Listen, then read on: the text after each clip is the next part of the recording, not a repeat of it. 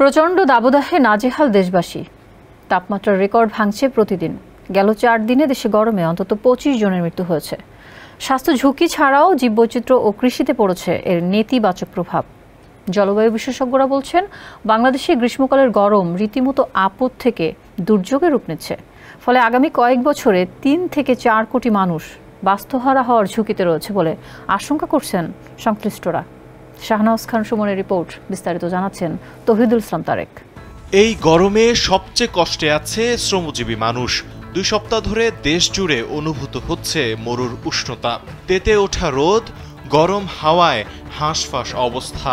Heat stroke ও গরমজনিত নানা রোগে গত 4 দিনে দেশে অন্তত 25 জনের মৃত্যু হয়েছে। জীবনকে উপভোগ করার সব আয়োজন নিয়ে একটি নিশ্চিন্ত কমিউনিটি লিভিং নিশ্চিত করছে রূপায়ণ সিটি উত্তরা। দেশ জুড়ে নেমে গেছে পানির স্তর।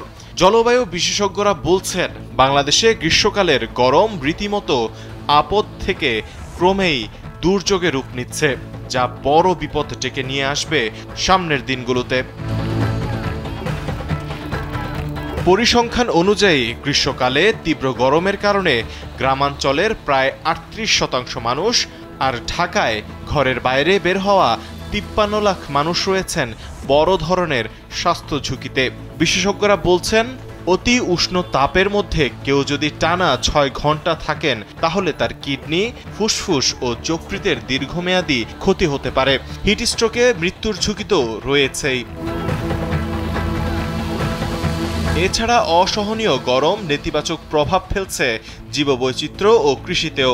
জলবায়ু পরিবর্তনের ফলে দেশে 65 লাখ মানুষ ইতোমধ্যেই বাস্তুহারা। যেভাবে উষ্ণতা বাড়ছে, তাতে আগামী কয়েক বছরে মোট 3 থেকে 4 কোটি মানুষ বাস্তুহারা হওয়ার ঝুঁকিতে রয়েছে বলে আশঙ্কা করছেন গবেষকরা।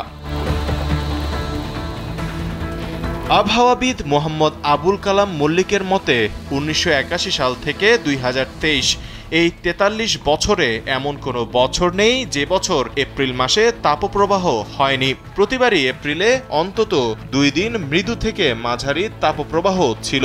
তাপপ্রবাহের দীর্ঘতম সময় ছিল 23 দিন। তবে সাম্প্রতিক বছরগুলোতে কখনো কখনো 3 সপ্তাহের বেশি এই তাপমাত্রা অব্যাহত ছিল। একই সাথে বেড়েছে মৃদু থেকে মাঝারি তাপপ্রবাহের সংখ্যা এবং ব্যাপ্তিকাল।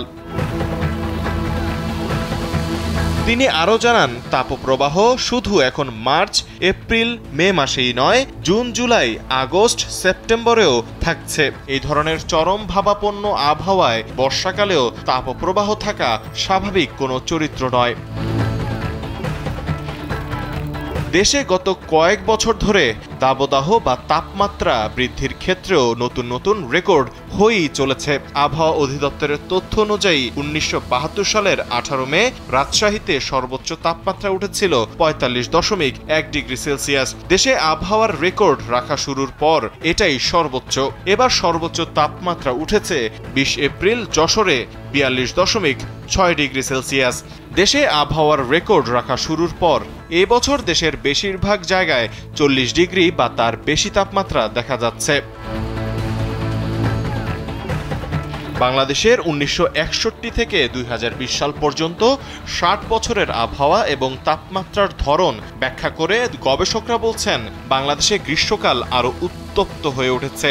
বিশেষ করে রাজধানীসহ দেশের মধ্যাঞ্চল এবং দেশের উপকূলীয় এলাকা হিসেবে চিহ্নিত দক্ষিণাঞ্চলে ঝড় ও জলোচ্ছ্বাসের পর উষ্ণতার বিপদ দ্রুত বাড়ছে। ঢাকার সবচেয়ে উত্তপ্ত এলাকায় পরিণত হয়েছে তেজগাঁও, ফার্মগেট, কারওয়ান বাজার, পল্টন, মতিঝিল সহ আরও বেশ কয়েকটি এলাকা। এরপরই আছে উত্তরা, মিরপুর ও শেওড়াপাড়া। দেশের এমন পরিস্থিতির পেছনে বিশ্বব্যাপী জলবায়ু পরিবর্তনের পাশাপাশি দেশের নির্বিচারে গাছ ও বনাঞ্চল ধ্বংস করা, অপরিকল্পিত নগরায়ন ও জলাশয় ভরাটকে দায়ী করছেন বিশেষজ্ঞরা। বাংলাদেশ ইনস্টিটিউট অফ প্ল্যানার্সের হিসাব বলছে, গত 28 বছরে রাজধানী থেকে 24 বর্গ কিলোমিটার আয়তনের জলাধার উধাও হয়ে গেছে। একই সময় প্রায় 10 বর্গ কিলোমিটার সবুজের মৃত্যু হয়েছে। তবে শুধু ঢাকা নয়, জেলা বা উপজেলা পর্যায়েও পুকুর বা জলাধার ভরাট করে পরিকল্পনাহীন ভবন উঠেই চলেছে।